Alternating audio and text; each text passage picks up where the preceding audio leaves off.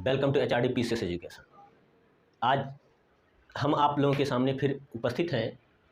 Modern history का जो content है आंग्ल मराठा युद्ध, उसको आज हम पढ़ाएंगे कि किस प्रकार से अंग्रेजों और मराठों के बीच में युद्ध की शुरुआत हुई। अंग्रेज जब हैदराबाद पर जो है अपना अधिकार कर लिए, मैसूर पर जो है अपना आधिपत्य कर लिए, तो उसके बाद उन्होंने सोचा कि हम अपने सत्ता को आगे बढ़ाने के लिए मराठा क्षेत्र में पर भी अपना अधिकार करें। इसी के द्वारा जो है उनकी जो इच्छाएं तीव्र हुई और उसके बाद वो मराठा क्षेत्र पर अपना अधिकार करने के लिए आगे बढ़े। इसकी शुरुआत जो अंग्रेज और मराठा युद्ध की होती है, इसकी शुरुआत की जो पृष्ठभूमि है वो वहाँ से होती है जब पानीपत का तृतीय युद्ध समाप्त होता है। पानीपत का तृतीय युद्ध जब 1761 ईस्वी में अहमद शाह अब्दाली और मराठों के बीच में संपन्न होती है, तो उस समय मराठा साम्राज्य अपने पतन की ओर बढ़ता चला जाता है। लेकिन एक ऐसे मराठा शासक थे जिनका नाम था माधव राय। माधव राव एक ऐसे शासक थे, बहुत ही योग्य अनुभवी पराक्रमी थे। इन्हीं की बदौलत ही मराठा साम्राज्य जो अपनी प्रतिष्ठा खोई थी वो फिर उसे पाने लगी। समय बीता, माधवराव का यश उस समय पूरे मराठा साम्राज्य में प्रसिद्ध था, फैला हुआ था। कुछ समय बीता और 1772 ईस्वी में माधवराय की मृत्यु हो गई। किसकी मृत्यु? माधवराय की। माधवराव की जब मृत्यु हुई तो उसके बाद वहां का जो शासक बनने की होड़ लगी। फिर उसका एक छोटा भाई था,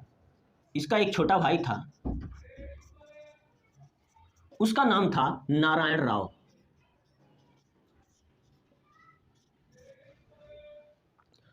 नारायण राव माधवराय के बाद जो है यही पेशवा बना, यही पेशवा बनता है। ये बात इसके चाचा को अच्छी नहीं लगी। इसके एक चाचा थे, उसका नाम था रघुनाथ राव। इन्हें राघोवा के नाम से भी जाना जाता है। ये बात उन्हें अच्छी नहीं लगी कि हम तो उम्र में इनसे बड़े हैं, फिर भी ये हमसे छोटा होकर भी ये शासक बन गया, पेशवा बन गया, हम क्यों नहीं बने। इसी के कारण से रघुनाथ राव के मन में वैमनस्य इसके प्रति हो गया, नारायण राव के प्रति। समय बीता, अपने कूटनीति के द्वारा इसने नारायण राव की हत्या कर दी। इसने जो है रघुनाथ राव ने नारायण राव की हत्या कर दी। अब जब नारायण राव उस समय पेशवा था, पेशवा की जब हत्या हो जाती है तो हत्या होने के बाद जो है वहाँ का अगला पेशवा जो है, इसका एक बेटा होता है, उसका नाम है माधव नारायण राव। माधव नारायण राव उस समय ये वहाँ का पेशवा बनता है। कुछ कारण था, हत्या करने के बाद भी रघुनाथ राव वहाँ का पेशवा नहीं बन पाता है और उस समय उस पेशवा जो बनता है माधव नारायण राव बनता है। माधव नारायण राव और रघुनाथ राव के बीच में भी वैमनस्य काफी बढ़ता चला जाता है। और फिर जो है माधव नारायण राव इसे हरा देता है।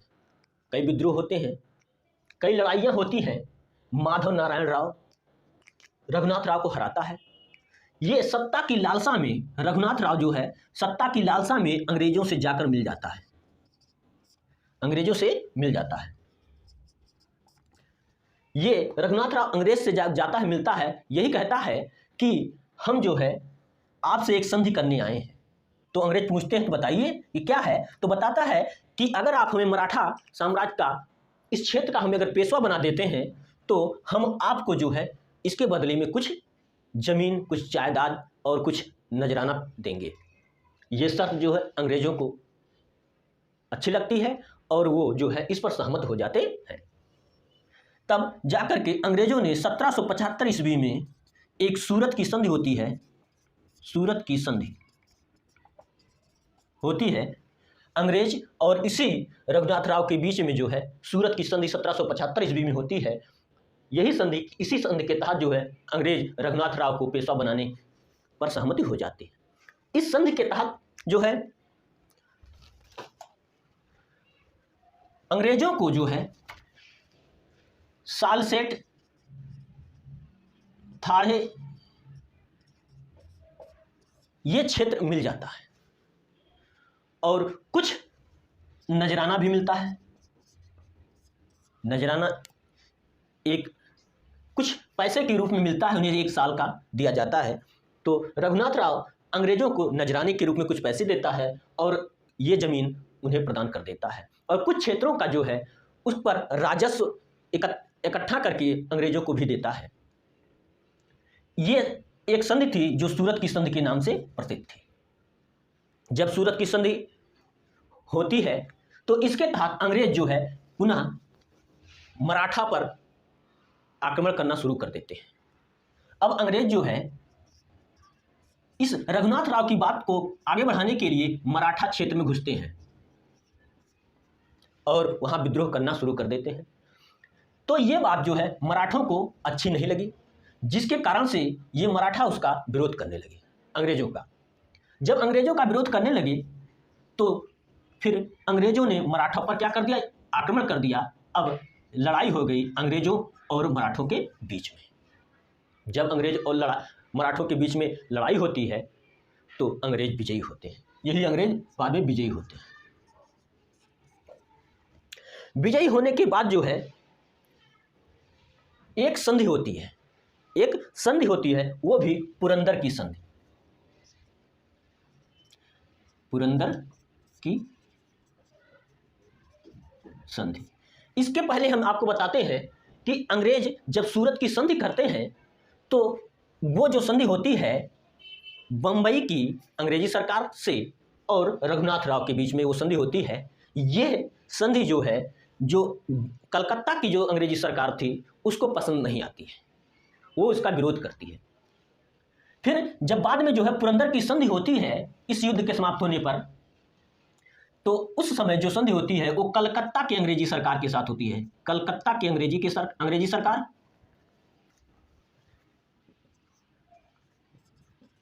और मराठों के बीच में। तब जाकर के जो है ये संधि होती है।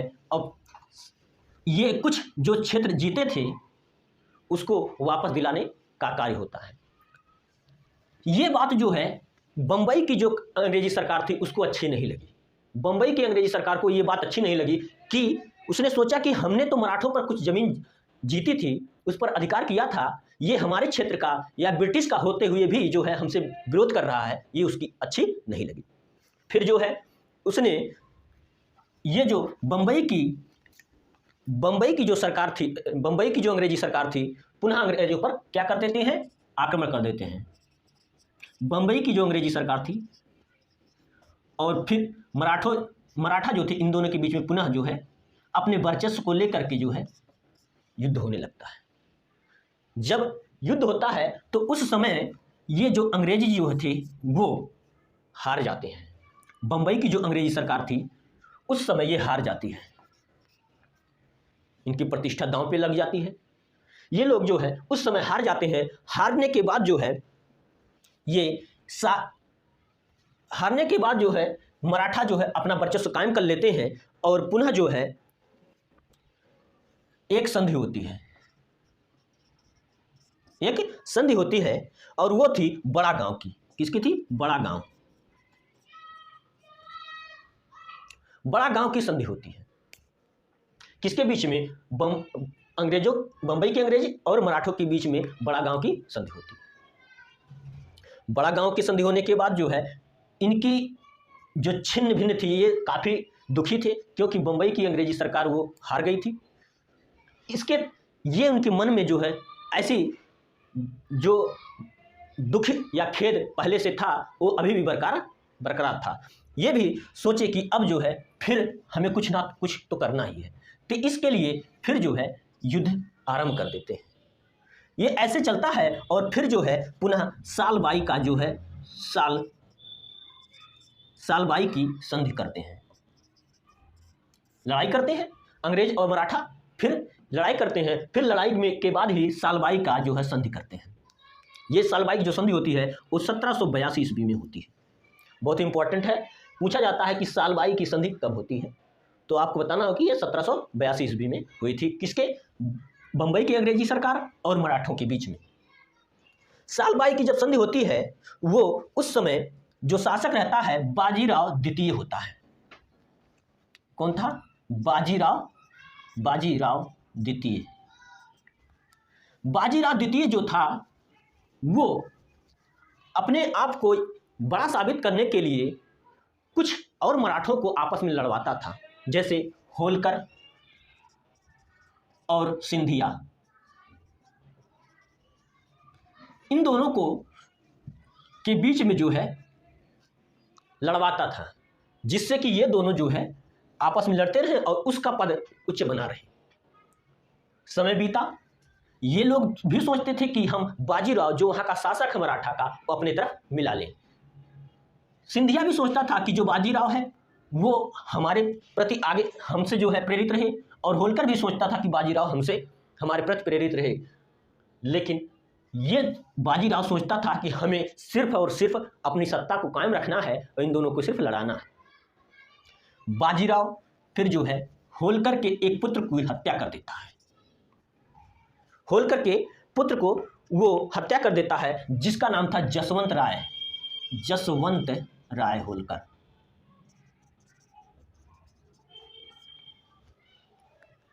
जब जसवंत राव की हत्या कर देता है तो उस समय होलकर इसके प्रति विद्रोह करना आरंभ कर देता है। किसके? बाजीराव द्वितीय के प्रति। बाजीराव द्वितीय के प्रति जब विद्रोह करना शुरू कर देता है, वैमनस्य काफी बढ़ जाता है। वैमनस्य धीरे धीरे जब आगे बढ़ता रहता है तो जो ये बाजीराव था ये तुरंत भाग जाता है। ये बाजीराव जो है भाग जाता है। कहां जाता है? अंग्रेजों की शरण में। अंग्रेजों के शरण में चला जाता है। जब अंग्रेजों के शरण में जाता है तो अंग्रेजों से यही कहता है कि हमें कुछ अपनी शरण दीजिए और हमें अभी पेशवा ही बना रहना है। अंग्रेज इसे शरण देते हैं। अंग्रेज इससे बाजीराव से एक संधि करते हैं, उसका नाम है बसीन की संधि। बसीन की संधि। बसीन की संधि, ये जो बसीन की संधि होती है इसी बाजीराव द्वितीय और अंग्रेजों के बीच में होती है। बसीन की संधि जब होती है उसके तहत जो मराठा था इसने ये कह देता है कि आप जो है पूरे मराठा साम्राज्य को जो है अपना शासन करिए और यहाँ का जो भी जमीन और जायदाद है उसको अपने पास रखिए। इसके तहत जो है अंग्रेज सहमत हो जाते हैं और यहीं पर जो है ये बात जो है अन्य मराठों को अच्छा नहीं लगता है। अन्य मराठों को अच्छा नहीं लगता है। यहीं पर जो है प्रथम आंग्ल मराठा युद्ध समाप्त होता है। आंग्ल मराठा युद्ध समाप्त होते हैं।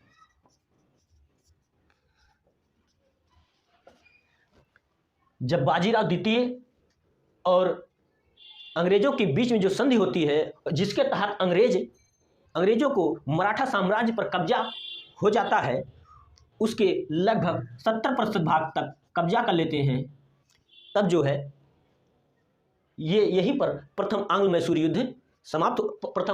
युद्ध समाप्त हो जाता है। उसके बाद ये बात जो अन्य मराठा सरदारों को अच्छा नहीं लगता है। ये अन्य मराठा सरदार फिर दूसरे आंग्ल मराठा युद्ध की तैयारी कर देते हैं।